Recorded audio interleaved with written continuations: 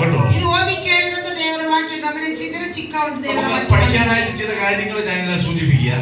ನಾವು ಕಲಿತುಕೊಳ್ಳುವುದಕ್ಕೆ ಕೆಲವು ವಿಷಯಗಳ ಮೇಲೆ ತಿಳಿಯಪಡಿಸುತ್ತೇನೆ. ബൈബിളില് ചില അനന്യാസുമാരെ പറയുന്നുണ്ട്. സത്യവേദದಲ್ಲಿ ಕೆಲವು ಅನನ್ಯಾಸನ ಕುರಿತು ಹೇಳಲ್ಪಟ್ಟಿದೆ. ബൈബിൾ എത്ര അനന്യാസിനെ കുറിച്ച് പറയുന്നുണ്ടെന്ന് അറിയാമോ? ಎಷ್ಟು ಅನನ್ಯಾಸ ಇದ್ದಾರೆ ಅಂತ ಗೊತ್ತಾ? ബൈബിൾ എത്ര അനന്യാസിനെ കുറിച്ച് പറയുന്നുണ്ട്? ಎಷ್ಟು ಅನನ್ಯಾಸನ ಬಗ್ಗೆ ಹೇಳಲ್ಪಡುತ್ತದೆ? യെരുശലേമിലെ ഒരു അനന്യാസിനെ കുറിച്ച് പറയുന്നുണ്ട്. യെരുശലേമിನಲ್ಲಿ ಒಬ್ಬ ಅನನ್ಯಾಸ್ ಇದ್ದಾನೆ. അനന്യാസും സഫീരയും. അനന്യാസു സഫീര കേട്ടിട്ടുണ്ടോ? കേಳಿದ್ದೀರಾ? കേട്ടിട്ടുണ്ട്. രണ്ടാമത് ദമസ്കോസിൽ അനന്യാസിനെ കുറിച്ച് പറഞ്ഞിട്ടുണ്ട്. ಎರಡನೇದಾಗಿ ದಮಸ್ಕೋಸಿನಲ್ಲಿ ಇದ್ದ ಅನನ್ಯಾಸ್. അതാരെന്നറിയാമോ? ಅದು ಯಾರು ಗೊತ್ತಾ? ആരാണത്? ಅದು ಯಾರು? ദമസ്കോസിൽ അനന്യാസ്. ദമസ്കോസിലെ അനന്യാസ് ಯಾರು?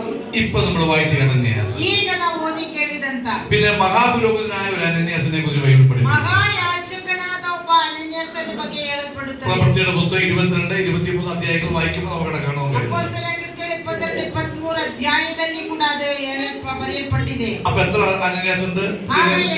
ಎಷ್ಟು ಜನ ಅನನ್ಯಾಸ್ ಇದ್ದಾರೆ? 3 അനന്യാസുമാർ ബൈബിളിൽ നമുക്ക് കാണാൻ കഴിയും. 3 ಜನ ಅನನ್ಯಾಸ್ ಎಂಬವರು ಇದ್ದಾರೆ. ഓക്കേ, നമ്മൾ ഈ അനന്യാസിലെ ദമസ്കോസിലെ അനന്യാസിനെ കുറിച്ചാണ് നമ്മൾ പഠിക്കാൻ പോകുന്നത്. ദമസ്കോസിನಲ್ಲಿ ಇದ್ದ ಅನನ್ಯಾಸನ ಬಗ್ಗೆ ಕಲಿತಾ ಇದ್ದೀವಿ. ഇപ്പോൾ നമുക്ക് കാണാൻ കഴിയുന്ന അനന്യാസ് എന്ന ശിഷ്യൻ.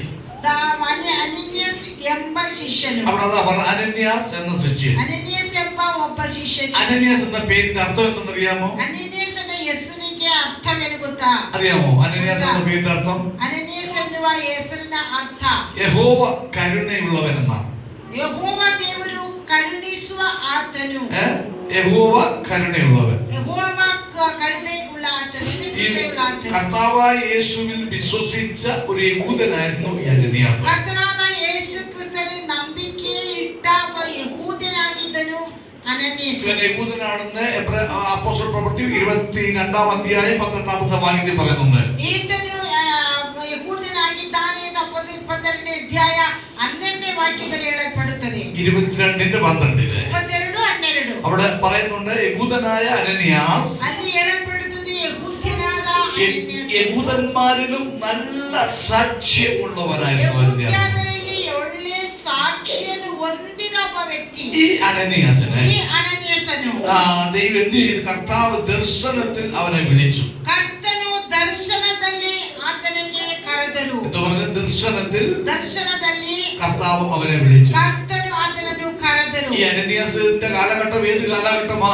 ഈ അനന്യാസന കാല ಯಾವ ಕಾಲವಾಗಿದೆ? പുതിയ നിയമ കാലഘട്ടമാ. ಹೊಸ ಒಡಂಬಡಿಕೆಯ ಕಾಲ. പഴയ നിയമ കാലഘട്ടമല്ല, ಹಳೆ ಒಡಂಬಡಿಕೆಯ ಕಾಲವಲ್ಲ, പുതിയ നിയമ കാലഘട്ടം. ಹೊಸ ಒಡಂಬಡಿಕೆಯ അപ്പോൾ ഈ പുതിയ നിയമ കാലഘട്ടത്തിൽ ಈ ಹೊಸ ಒಡಂಬಡಿಕೆಯ ಕಾಲ അനന്യാസിന് ഒരു ദർശനമുണ്ട്. അനന്യാസനിಗೆ ಒಂದು ದರ್ಶನವಾಯಿತು. നമുക്കറിയാം, ദർശനത്തെ കുറിച്ച് നമ്മൾ പഠിക്കുമ്പോൾ ദർശനದ ಬಗ್ಗೆ ನಾವು ಕಲಿಯುವಾಗ അനേക കാര്യങ്ങൾ ദർശനത്തെ കുറിച്ച് പഠിക്കുവാനുണ്ട്. ಆ ದರ್ಶನದ ಕುರಿತು ಅನೇಕ ವಿಷಯಗಳು ಕಲಿಯಲಿಕ್ಕಿದೆ. ദൈവമക്കളായ നാം എല്ലാം ദർശനം പ്രാപിക്കുവാൻ ആഗ്രഹമുള്ളവരായിരിക്കും. ದೇವರ ಮಕ್ಕಳಾದ ನಾವೆಲ್ಲರೂ ದರ್ಶನ ಪಡೆಯುವುದಕ್ಕೆ ಆಸೆ ಇರುವವರಾಗಿರಬೇಕು. സ്വപ്നം കാണാനല്ല, ಕನಸು ಕಾಣುವುದಲ್ಲ, ദർശനം കാണാൻ. ദർശനವನ್ನು ಕಾಣಬೇಕು. ദർശനം വേറെ, സ്വപ്നം വേറെ. ಕನಸು ಬೇರೆ, ದರ್ಶನ ಬೇರೆ. കേട്ടോ, ഇത് വളരെ വ്യക്തമായിട്ട് മനസ്സിലാക്കണം. ಇದು ಚೆನ್ನಾಗಿ ಸ್ಪಷ್ಟವಾಗಿ ಕಲಿತಿರಬೇಕು. ആദ്യമായിട്ട് ദർശനത്തെ കുറിച്ച് പറയുന്നത് ಮೊದಲನೇದಾಗಿ ದರ್ಶನದ ಬಗ್ಗೆ ಹೇಳುವುದು ഉൽപ്പത്തി പുസ്തകം 15-ാം അധ്യായത്തിലാണ്. ಆದಿಕಾಂಡ 15ನೇ ಅಧ್ಯಾಯದಲ್ಲಿ. അതിനുശേഷം അബ്രഹാമൻ ദർശനത്തിൽ,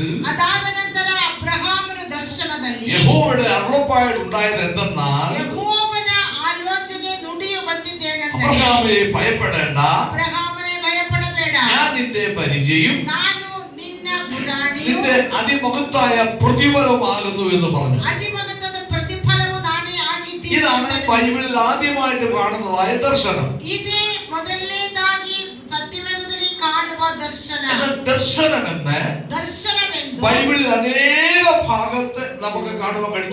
100-ൽ അധികം ഭാഗങ്ങളിൽ ദർശനത്തെ കുറിച്ച് ബൈബിളിൽ കാണുവാൻ കഴിയും. ದರ್ಶನದ ಬಗ್ಗೆ ಸತ್ಯವೇದದಲ್ಲಿ 100ಕ್ಕಿಂತಲೂ ಹೆಚ್ಚಿನದಾಗಿ ಕಾರ್ಯಗಳು ನಾವು ನೋಡುತ್ತೀವಿ. ഈ ദർശനം എന്ന് പറഞ്ഞാൽ, ദർശന എന്ന് ಹೇಳಿದರೆ അതിന് എബ്രായ പദത്തിൽ ഇതിന് ഒരു പ്രത്യേക അർത്ഥമുണ്ട് കേട്ടോ. എബ്രായ ಮಾತಿನಲ್ಲಿ ಒಂದು ವಿಶೇಷವಾದ ಅರ್ಥ. ഇതിന്റെ അർത്ഥം ഉറ്റുനോക്കുക എന്നാണ്. ಅಂತ ಹೇಳಿದರೆ ಎದುರಿಟ್ಟು ನೋಡುವುದು. എന്നിട്ട് ദൃഷ്ടി എന്ന് വെച്ചാൽ ദൃഷ്ടിയിട്ട് നോക്കുക ಅಂತ ಹೇಳಿದರೆ ನಾವು ದೃಷ್ಟಿಯನ್ನು ಇಟ್ಟು ಅದನ್ನು ನೋಡುವುದು. പഴയ നിയമ കാലഘട്ടത്തിൽ ಹಳೆ ಒಡಂಬಡಿಕೆ ಕಾಲ തന്റെ പ്രവാചകന്മാർക്ക് ತನ್ನ ಪ್ರವಾದಿಗಳಿಗೆ ദൈവത്തിന്റെ അരുളപ്പാട് ದೇವರ ಆಲೋಚನೆ ദൈവം കൊടുത്തോണ്ടിരുന്നത് ദർശനത്തിൽ കൂടെയാണ്. ದೇವರು ಕೊಡುತ್ತಾ ಬಂದದ್ದು ದರ್ಶನದ ಮೂಲಕ.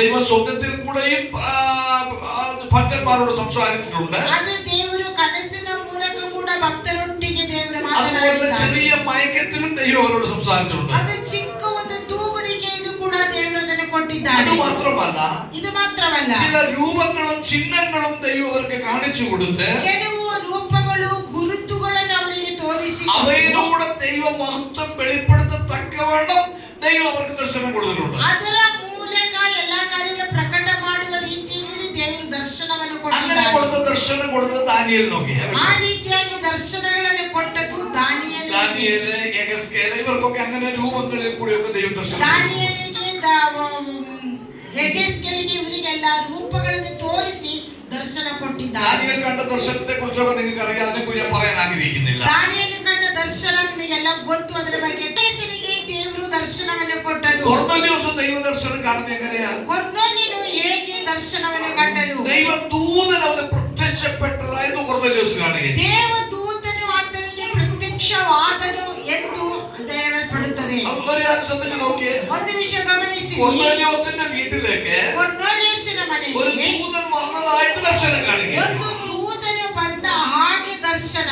അങ്ങനെ അത് കൊർന്നേലിയോസ് കണ്ട ഉടനെ ಅದು ಕೊರ್ನೇಲಿಯನು ಕಂಡ ಕೂಡಲೇ ആ ദർശനത്തിന്റെ എന്താണ് അതിന്റെ മീനിങ് പ്രകാരം കൊർന്നേലിയോസ് ಆ മനസ്സിലാക്കി. ದರ್ಶನದ ಅರ್ಥ ಏನು ಎಂದು ಕೊರ್ನೇಲಿಯನು ಚೆನ್ನಾಗಿ ತಿಳಿದುಕೊಂಡನು. കൊർന്നേലിയോസ് തന്റെ ശിഷ്യന്മാരെ പത്രോസിന്റെ അടുക്കിലേക്കാണ് അയച്ചു വിടുകയും. ಕೊರ್ನೇಲಿಯನು ತನ್ನ ಶಿಷ್ಯರುಗಳನ್ನು ಪೇತ್ರನ ಕಡೆಗೆ ಕಳುಹಿಸಿಕೊಟ್ಟನು. ഒരു കാര്യം ശ്രദ്ധിച്ചു നോക്കിയേ. ಒಂದು ವಿಷಯ അപ്പൊ ಗಮನಿಸಿಕೊಳ್ಳಿ. പത്രോസ് എന്ത് ചെയ്തുകൊണ്ടിരിക്കുകയായിരുന്നു? ಆಗ ಪೇತ್ರನು ಏನು ಮಾಡುತ್ತಿದ್ದ? പത്രോസ്